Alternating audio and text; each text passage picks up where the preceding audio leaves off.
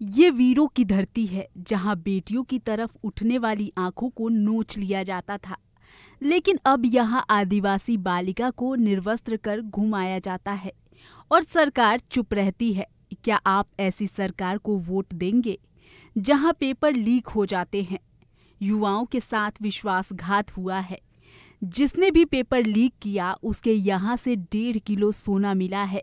इसके अलावा यहाँ भ्रष्टाचार, बेरोजगारी चरम पर है और कांग्रेस झूठी घोषणाओं के जरिए सरकार में फिर से आना चाहती है। ये केंद्रीय मंत्री स्मृति ईरानी की कही बातें हैं। राजस्थान में विधानसभा चुनाव के मतदान में गिनती के कुछ दिन ही बचे हैं।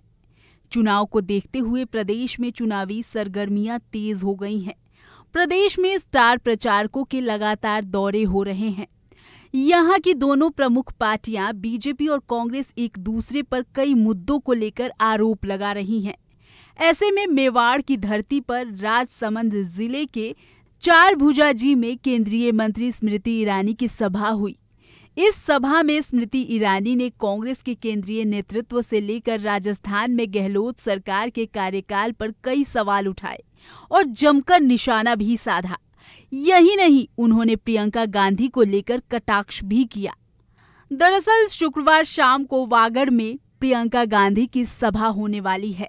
स्मृति ईरानी ने अपनी सभा में राजस्थान में महिला सुरक्षा की बात को लेकर गहलोत सरकार को घेरते हुए कहा, ये वीरों की धरती है जहां बेटियों की तरफ उठने वाली आंखों को नोच लिया जाता था, लेकिन अब यहां आदिवासी बालिका को निर्वस्त्र कर घुमाया जाता है और सरकार चुप रहती है।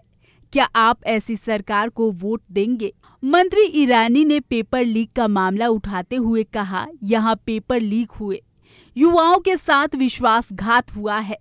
जिसने भी पेपर लीक किया उसके यहाँ से 1.5 किलो सोना मिला है। इसके अलावा उन्होंने भ्रष्टाचार, बेरोजगारी और कांग्रेस सरकार की गारंटियों की घोषणा पर भी निशाना साधा।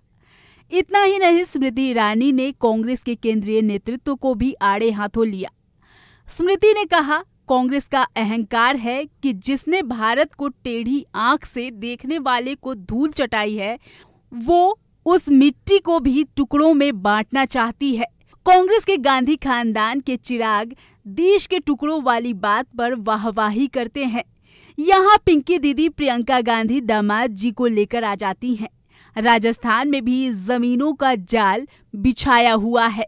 दरअसल इस सभा में बीजेपी के कई नेता और स्थानीय प्रत्याशी मौजूद थे और भाषण के दौरान स्मृति ईरानी लगातार कांग्रेस पर हमलावर रहीं।